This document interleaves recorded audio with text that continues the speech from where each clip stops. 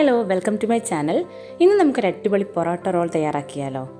അതിനായിട്ട് ഞാനിവിടെ വീറ്റ് പൊറോട്ടയാണ് ചുട്ടെടുത്തിരിക്കുന്നത്. അതിൻ്റെ മുകളിലേക്കായിട്ട് നമുക്ക് മയോണൈസ് നന്നായിട്ടൊന്ന് അപ്ലൈ ചെയ്ത് കൊടുക്കാം.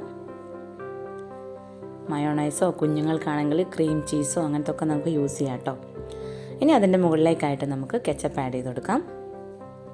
അത് നല്ല രീതിയിൽ അതിൻ്റെ മുകളിലേക്ക് നല്ലോണം തേച്ച് കൊടുക്കാം. ഇനി ഇതിൻ്റെ മുകളിലേക്കായിട്ട് നമുക്ക് ഫില്ലിങ് ചെയ്ത് കൊടുക്കണം. ആദ്യം തന്നെ നമുക്ക് ലെച്ചൂസ് ആഡ് ചെയ്ത് കൊടുക്കാം. ഞാനിവിടെ കുഞ്ഞ് പീസായിട്ട് കട്ട് ചെയ്ത് കൊടുത്തിട്ടുണ്ട്. നിങ്ങളിങ്ങനെ കട്ട് ചെയ്യണമെന്നോ അങ്ങനെയൊന്നുമില്ല, നിങ്ങൾക്ക് ഇഷ്ടമുള്ള പോലെ അത് ചെയ്ത് കൊടുക്കാം കേട്ടോ. പിന്നെ തക്കാളി ആഡ് ചെയ്ത് കൊടുക്കാം. അത് ഞാൻ കുഞ്ഞു കുഞ്ഞു പീസായിട്ടാണ് ഇട്ടിരിക്കുന്നത്. പിന്നെ സവോള, ഇത്രയും നമ്മളിതിൻ്റെ മുകളിലേക്ക് ചെയ്ത് വെച്ചിട്ടുണ്ട്. ഇനി നമുക്കതിൻ്റെ മുകളിലേക്കായിട്ട് കുറച്ച് ചിക്കൻ്റെ പീസ് ആഡ് ചെയ്ത് കൊടുക്കാം. അതിൻ്റെ മുകളിലേക്കായിട്ട് മുട്ടയും കൂടെ നമുക്ക് ആഡ് ചെയ്ത് കൊടുക്കാം. രണ്ടും വേണമെന്നില്ല, മുട്ട മാത്രം വെച്ച് ചെയ്യാം, ചിക്കൻ മാത്രം വെച്ച് ചെയ്യാം, അതുപോലെ വെജിറ്റബിൾ വെച്ച് മാത്രം നമുക്കിത് റോൾ ചെയ്തെടുക്കാം കേട്ടോ. നമുക്ക് ഇഷ്ടമുള്ള പോലെ നമുക്ക് ഫില്ലിങ് നമുക്ക് ആഡ് ചെയ്യാം. ഇനി ഇത് നന്നായിട്ട് നമുക്കൊന്ന് റോൾ ചെയ്തെടുക്കണം. ഇത് സെയിം ചപ്പാത്തി വെച്ചിട്ടാണെങ്കിലും അതുപോലെ തന്നെ നമ്മളെ ബ്രെഡിലൊക്കെ നമുക്ക് ചെയ്ത് കൊടുത്താൽ കുഞ്ഞുങ്ങൾ ഇഷ്ടപ്പെടും കേട്ടോ. അപ്പം വെജിറ്റബിളൊക്കെ കഴിക്കാത്ത കുഞ്ഞുങ്ങളൊക്കെ ഇങ്ങനെ റോൾ ചെയ്തെല്ലാം കൊടുത്തു കഴിഞ്ഞാൽ അവർ നന്നായിട്ട് കഴിച്ചോളും. ഇനി നമുക്കിതൊരു ബട്ടർ പേപ്പറിൽ നമുക്ക് ജസ്റ്റ് ഒന്ന് റോൾ ചെയ്തൊന്ന് സെറ്റാക്കി എടുക്കാം.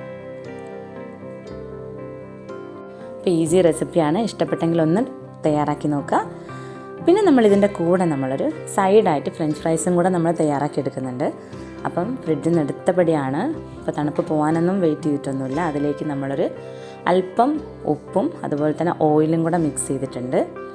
എന്നിട്ട് നന്നായിട്ട് നമുക്കൊന്ന് കൈകൊണ്ട് തന്നെ നമുക്കതൊന്ന് ജസ്റ്റ് ഒന്ന് മിക്സ് ചെയ്യാം. കാരണം ഇതിൽ ഉപ്പില്ലാത്തതാണ്. അപ്പം നമ്മൾ ഉപ്പും വെളിച്ചെണ്ണയും കൂടെ ഇങ്ങനെ ജസ്റ്റ് മിക്സ് ചെയ്തതിന് ശേഷം നമുക്കിത് എണ്ണയിൽ വറുത്തെടുക്കുകയാണെങ്കിൽ ഇങ്ങനെ ഓയിൽ മിക്സ് ചെയ്യേണ്ട ആവശ്യമില്ല കേട്ടോ. ഞാനിത് എയർ ഫ്രയറിൽ ഇട്ടിട്ടാണ് ചെയ്തെടുക്കുന്നത്. അതുകൊണ്ടാണ് അല്പം ഒരു ഓയിലും കൂടെ മിക്സ് ചെയ്ത് ഇങ്ങനെ ചെയ്തെടുത്തത്. ഇപ്പോൾ ഒരു 5-6 മിനിറ്റ് കൊണ്ട് നമ്മുടെ ഫ്രഞ്ച് ഫ്രൈസ് ഇവിടെ സെറ്റായിട്ടുണ്ട്.